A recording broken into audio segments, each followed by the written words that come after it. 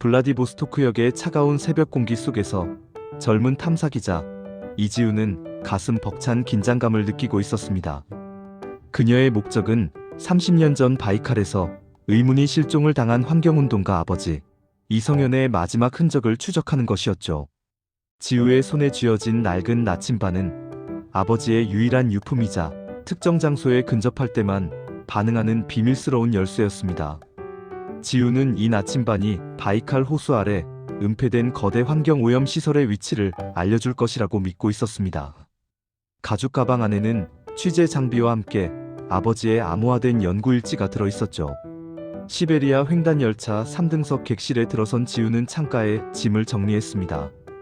이 낡고 견고한 열차가 앞으로의 며칠 동안 그녀의 모든 것이 될 것이었습니다. 곧이어 객실 문이 열리고 50대 중반의 거구, 열차 승무원 드미트리 볼코프가 들어섰습니다. 드미트리는 짐 정리에는 관심이 없는 듯 객실 안을 훑어보더니 날카로운 눈빛으로 지우를 응시했습니다.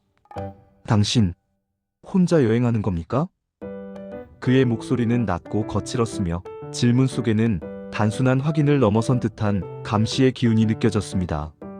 지우는 애써 침착함을 유지하며 이르쿠츠크까지 간다고 답했습니다. 드미트리는 지우의 얼굴과 가방을 꼼꼼히 살핀 뒤 짧게 고개를 끄덕이고는 아무 말 없이 객실을 나섰습니다. 그의 예리한 시선은 지우에게 왠지 모를 압박감을 주었습니다. 그녀가 드미트리로 인한 긴장감을 해소하기도 전에 객실 문이 다시 열리며 30대 초반의 매력적인 여성 알렉산드라 사샤 페트로바가 들어섰습니다. 자신을 이르쿠츠크 대학 소속의 고고학자라고 소개한 사샤는 밝은 미소를 지었지만 그 친절함은 어딘지 모르게 과도했습니다. 안녕하세요. 저도 이르쿠츠크까지 가요. 긴 여행 잘 부탁드립니다. 사샤는 지우의 카메라 장비를 보고 자연스럽게 취재 목적을 물었습니다. 지우는 경계심을 늦추지 않고 개인적인 기록을 남기는 중이라고 얼버무렸습니다. 지우는 낡은 나침반을 옷주머니에 넣으려 할 때 나침반이 평소와 달리 미세하게 진동하는 것을 느꼈습니다. 아직 역사를 완전히 벗어나지 않았는데 말이죠.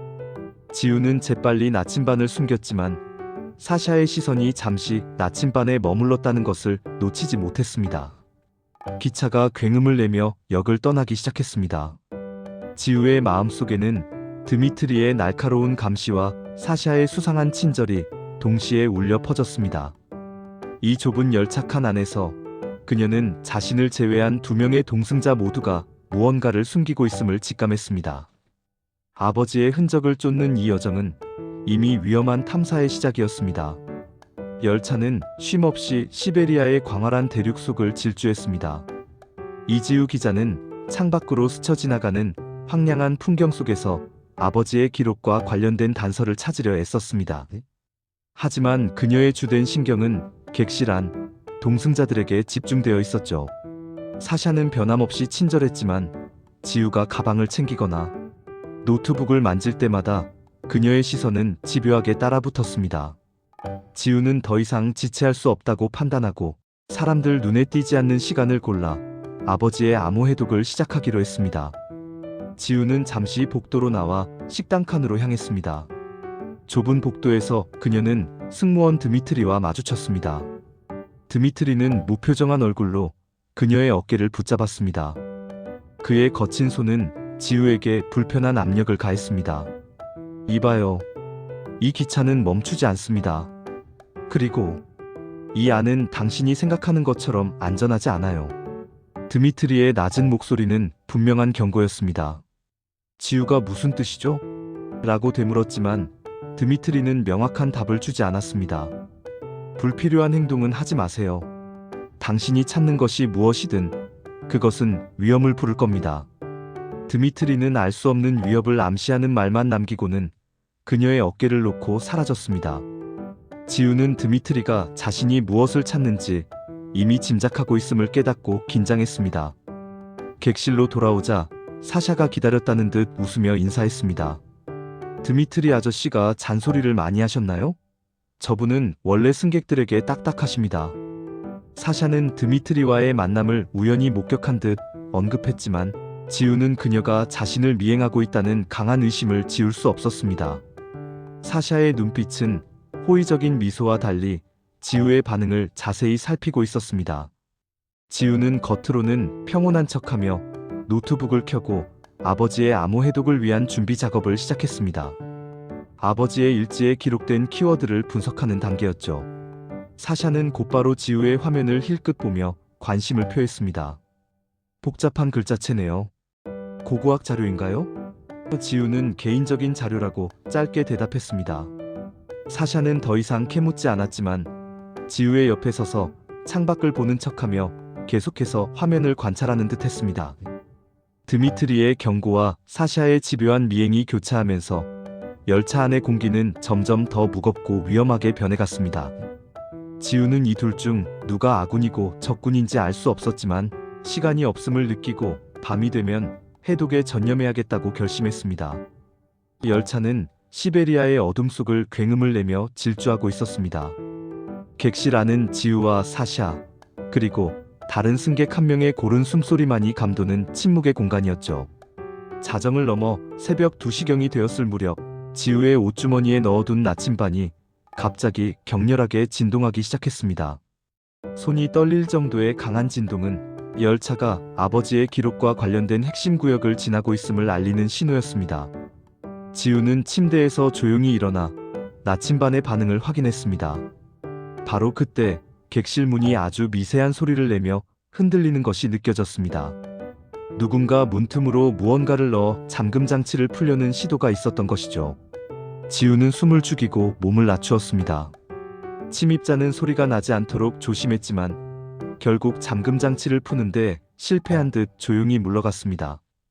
지우는 심장이 터질 듯 뛰었지만 침착하게 자리로 돌아와 문을 다시 확인했습니다. 나침반의 진동이 잦아들자 지우는 플래시 없이 휴대폰 불빛으로 객실 내부를 살폈습니다. 다른 침대에 누워있던 사샤는 깊은 잠에 빠져있는 듯 했습니다. 하지만 지우는 사샤의 자세가 너무 경직되어 있고 숨소리가 일정하게 유지되는 것이 부자연스럽다고 느꼈습니다. 마치 잠든 척 연기를 하고 있는 것처럼 보였습니다. 지우는 아주 작은 목소리로 사샤를 불렀습니다. 사샤씨.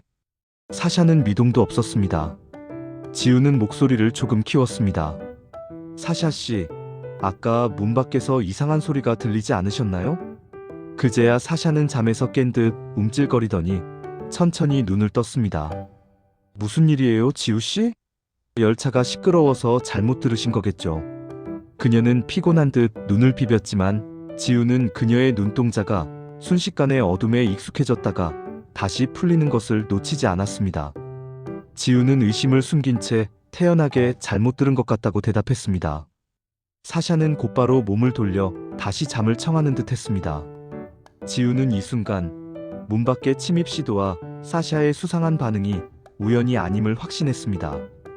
사샤가 침입자와 관련이 있거나 아니면 침입자를 기다리는 공범일 수 있었습니다. 지우는 더 이상 이 열차 안에서 누구도 믿을 수 없음을 깨달았습니다. 그녀는 침대 아래에 숨겨둔 기록 장치를 꺼내 남은 해독 작업에 모든 것을 집중했습니다. 이르쿠츠크 도착 전에 모든 진실을 밝히고 증거를 확보해야만 했습니다. 시간이 그녀의 편이 아니었습니다. 열차가 시베리아의 주요 도시들을 빠르게 지나치며 이르쿠츠크에 가까워지던 때 이지우 기자는 밤샘 사투 끝에 아버지의 암호화된 기록장치 해독을 마쳤습니다. 노트북 화면에 떠오른 내용은 충격적이었습니다. 아버지 이성현은 30년 전 바이칼 호수 밑에 은폐된 거대 독성 폐기물 처리 시설의 존재를 발견했으며 그 위험성을 입증할 핵심 증거물이 열차 내부, 정확히는 특정 보일러실에 숨겨져 있다는 내용이었습니다. 지우는 자신이 겪었던 모든 의문 나침반의 반응, 사샤의 미행, 밤중의 침입 시도, 바로 이 증거물 때문이었음을 깨달았습니다. 그녀는 즉시 자리에서 일어나 증거물이 숨겨진 곳을 향해 움직이려 했습니다. 복도를 지나던 지우의 앞을 승무원 드미트리가 가로막았습니다. 그는 이미 지우의 해독 작업을 예견한 듯 했습니다. 이제야 움직이는군요. 기록을 해독하셨습니까? 그의 목소리는 감시자의 날카로움 대신 묵직한 책임감이 느껴졌습니다. 지우는 더 이상 숨기지 않았습니다. 증거물이 열차 안에 있다는 것을 알고 계시죠? 당신은 누구입니까? 저를 감시하는 겁니까? 드미트리는 지우의 눈을 정면으로 응시했습니다. 저는 드미트리 볼코프입니다. 그리고 당신 아버지의 생명의 은인이자 오랜 벗이었습니다. 그는 자신이 바이칼 호수를 지키는 자의 후예이며 30년 전 지우의 아버지가 이 증거물을 열차에 숨기고 그것을 지키는 임무를 자신에게 맡겼음을 고백했습니다. 드미트리가 지우를 감시한 것은 그녀가 증거물을 찾을 준비가 되었는지 확인하고 외부의 위험으로부터 보호하기 위함이었습니다. 증거물은 보일러실의 이중벽 안에 있습니다. 하지만 사샤는 이미 모든 것을 알고 당신을 뒤쫓고 있습니다. 드미트리는 주변을 경계하며 낮은 목소리로 경고했습니다. 사샤는 그 에너지 기업이 고용한 요원입니다. 그녀는 당신이 칩을 찾으면 즉시 파괴하려 할 겁니다. 시간이 없습니다. 지우는 드미트리의 진심이 담긴 눈빛을 보고 그를 신뢰했습니다. 그녀는 나침반이 가리키는 방향을 다시 확인했습니다. 제가 어떻게 해야 할까요? 증거물을 확보할 시간이 부족해요. 드미트리는 결연한 표정으로 답했습니다. 제가 시간을 벌겠습니다. 보일러실로 가세요. 제가 준 열쇠로 이중벽을 열고 칩을 확보하십시오. 열차가 이르쿠츠크에 도착하기 전에 끝내야 합니다. 그는 자신의 승무원 열쇠를 지우에게 쥐어주었습니다. 지우는 드미트리의 예상치 못한 조력에 충격을 받았지만 그의 희생적인 의지를 존중했습니다. 그녀는 굳게 고개를 끄덕이고 결의에 찬 눈빛으로 보일러실이 있는 열차의 맨 끝 칸을 향해 움직이기 시작했습니다. 이제 목숨을 건 클라이맥스가 시작되려 하고 있었습니다. 이지우 기자는 드미트리가 시간을 버는 동안 뜨거운 증기와 기름, 냄새가 자욱한 열차 맨 끝칸의 보일러실 입구에 도착했습니다. 열쇠를 사용하여 잠금 장치를 풀고 안으로 들어선 그녀는 곧장 아버지의 기록에 따라 보일러 옆에 낡은 철판 이중벽을 찾아냈습니다. 지우는 특수 기능이 있는 승무원 열쇠로 잠금 장치를 해제했고 철판이 열리자 방수 상자 안에 담긴 데이터 칩을 발견했습니다. 아버지의 30년간의 노력이 담긴 핵심 증거물이었습니다. 지우가 데이터 칩을 집어드는 순간 뒤에서 싸늘한 목소리가 들려왔습니다. 겨우 이런 곳에 숨겨져 있었군요. 30년을 기다린 보람이 있네요. 이지우 기자. 사샤였습니다. 그녀는 이전의 명랑한 미소는 사라진 채 냉혹한 정보 요원의 얼굴로 지우를 바라보았고 그녀의 손에는 작은 총기가 쥐어져 있었습니다. 드미트리가 시간을 끄는 방식이 너무 수상했습니다. 그가 당신 아버지의 조력자였을 줄이야. 사샤는 지우에게 데이터 칩을 넘기라고 위협했습니다. 그 칩을 넘기면 당신은 안전할 겁니다. 당신 아버지처럼 되지 않으려면요. 사샤의 말에 지우는 분노를 참지 못했습니다. 당신이 그때 아버지를 해쳤군요. 사샤는 자신이 기업의 지시를 따랐을 뿐이라고 냉정하게 답하며 지우에게 천천히 다가왔습니다.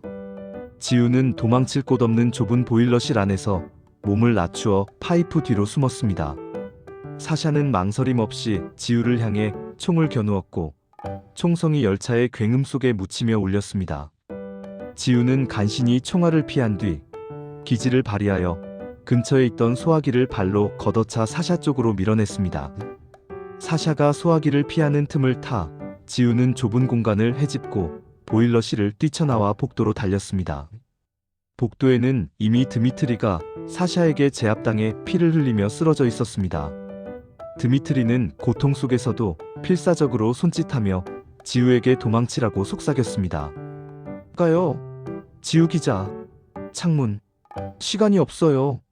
사샤가 뒤따라 나오며 지우를 향해 다시 총을 겨누었습니다. 열차 복도 전체가 두 여인의 목숨을 건 추격전 무대가 되었습니다. 지우는 승객들의 칸을 지나쳐 열차의 끝, 출입문 쪽으로 필사적으로 달렸습니다. 그녀는 사샤의 총격을 피하면서 이 칩을 세상에 공개해야 한다는 아버지의 사명을 되새겼습니다. 이르쿠츠크 도착까지 남은 시간은 단 몇 분뿐이었습니다. 열차 복도에서의 추격전은 숨막히는 긴장감 속에 이어졌습니다. 이지우 기자는 사샤의 맹렬한 추격을 따돌리고 다음 칸으로 연결되는 통로를 향해 달렸습니다. 열차가 덜컹거릴 때마다 지우는 균형을 잃을 뻔했지만 데이터 칩을 쥔 손에 힘을 주며 버텼습니다. 사샤는 뒤에서 지우에게 칩을 넘기라며 소리쳤습니다. 바로 그때 쓰러져 있던 드미트리가 피투성이의 몸을 이끌고 나타났습니다. 그는 마지막 힘을 다해 복도 중간에서 사샤의 발목을 붙잡고 몸을 던졌습니다. 드미트리의 갑작스러운 방해에 사샤는 균형을 잃고 바닥에 나뒹굴었고 총기는 손에서 멀리 미끄러졌습니다. 드미트리는 고통 속에서도 사샤의 팔을 놓지 않으려 필사적으로 버텼습니다. 가요, 지우 기자. 마지막 기회입니다. 드미트리의 목소리는 간절했고 그의 눈빛은 숭고한 희생을 담고 있었습니다. 지우는 눈물을 머금었지만 그가 자신을 위해 시간을 벌고 있음을 알기에 멈출 수 없었습니다. 그녀는 다음 칸으로 연결되는 문을 향해 몸을 날렸습니다. 열차는 속도를 줄이기 시작하며 이르쿠츠크 외곽을 달리고 있었습니다. 지우는 출입문이 있는 칸으로 이동하여 외부로 나갈 통로를 찾았습니다. 드미트리가 사샤와 몸싸움을 하는 동안 지우는 밖으로 이어지는 출입문을 열었습니다. 차가운 시베리아의 바람이 객실 안으로 몰아쳤습니다. 지우는 외부에 달린 손잡이를 잡고 흔들리는 열차 밖으로 몸을 던졌습니다. 옆 칸으로 이동하는 아찔한 순간 발 아래로 빠르게 스쳐 지나가는 철로와 열차의 진동은 온몸을 뒤흔들었지만 그녀는 칩을 안전하게 지켜야 한다는 일념으로 통로를 건넜습니다. 마침내 열차가 이르쿠츠크역 플랫폼에 멈춰섰습니다. 지우는 재빨리 승강장으로 내려섰습니다. 그녀는 자신이 탄 칸 쪽을 돌아보았지만 드미트리는 보이지 않았습니다. 그는 그녀에게 증거물을 맡기고 혼자 남은 것이 분명했습니다. 지우는 복잡한 감정 속에서 아버지의 유품인 나침반과 드미트리의 희생으로 얻어낸 데이터 칩을 꼭 쥐고 플랫폼을 빠져나왔습니다. 이제 그녀에게 남은 임무는 단 하나, 이 진실을 세상에 폭로하는 것이었습니다. 지우는 바이칼 호수를 향해 발걸음을 옮기며 두 사람의 희생이 결코 헛되지 않으리라 굳게 다짐했습니다. 이지우 기자는 이르쿠츠크에서 곧장 바이칼 호수로 이동했습니다. 리스트비앙카 마을에서 마주한 호수의 웅장함은 이전의 모든 고통과 긴장감을 잊게 할 만큼 압도적이었습니다. 끝없이 펼쳐진 푸른 물결은 그녀에게 경외심을 불러일으켰습니다. 지우는 호숫가에 앉아 데이터 칩을 노트북에 연결했습니다. 칩에는 아버지 이성현이 바이칼을 배경으로 남긴 마지막 영상 파일이 담겨 있었습니다. 영상 속의 아버지는 지우야, 이 거대한 자연 앞에서 인간의 목소리가 얼마나 미약할까 걱정했다. 하지만 우리는 진실을 밝히고 세상에 경고하는 역할을 해야 해. 라며 자신의 사명을 이야기했습니다. 아버지의 목소리에는 깊은 사랑과 함께 지켜야 할 진실에 대한 간절함이 담겨 있었습니다. 지우는 아버지의 마지막 당부를 들으며 눈물을 흘렸습니다. 지우는 나침반과 데이터 칩을 바이칼의 차가운 물에 살짝 담그고 결의를 다졌습니다. 아버지, 드미트리 씨, 제가 해낼게요. 당신들의 희생을 헛되이 하지 않겠습니다. 그녀는 곧바로 확보한 오염시설의 설계도와 비리 기업 명단을 분석하며 기사 작성에 착수했습니다. 이것은 단순한 특종 보도가 아니었습니다. 아버지와 드미트리가 목숨을 걸고 지키려 했던 지구의 심장을 구하는 마지막 보고서였죠. 지우는 이 진실이 세상에 널리 퍼져 다시는 은폐되지 않도록 국제환경단체와 주요 외신에 동시 전달할 계획을 세웠습니다. 바이칼의 웅장함 속에서 지우는 비로소 아버지의 사명을 온전히 이어받았음을 느꼈고 그녀의 마음속에는 진실을 향한 강한 의지만이 빛나고 있었습니다. 시간은 흘러 계절이 바뀌었고 시베리아의 혹독한 겨울이 지나 푸른 봄이 바이칼에 찾아왔습니다. 이지우 기자가 보도한 바이칼 호수 밑에 은폐된 괴물 특종 기사는 전 세계를 충격에 빠뜨렸습니다. 확보된 데이터는 거대 에너지 기업의 비리와 환경 파괴 실태를 명백히 입증했고 국제사회의 압박으로 오염시설은 폐쇄, 복구 작업이 시작되었습니다. 지우는 다시 바이칼 호수를 찾았습니다. 호수는 이전 방문 때의 불안 대신 웅장하고 평온한 모습 그대로였습니다. 그녀는 호수가 내려다 보이는 고요한 언덕 벤치에 앉았습니다. 나침반은 더 이상 떨리지 않고 평온하게 북쪽을 가리키고 있었습니다. 그녀가 앉아있던 벤치 밑에서 지우는 작게 접힌 종이 조각 하나를 발견했습니다. 낡은 종이에는 드미트리의 서툰 러시아어 필체로 짧은 메시지가 적혀 있었습니다. 물결은 잠잠해졌습니다. 그리고 나는 다시 기차에 있습니다. 당신 덕분에 나는 이곳에서 평강을 얻었습니다. 쪽지 끝에는 D라는 서명만 남아 있었습니다. 드미트리는 살아 있었습니다.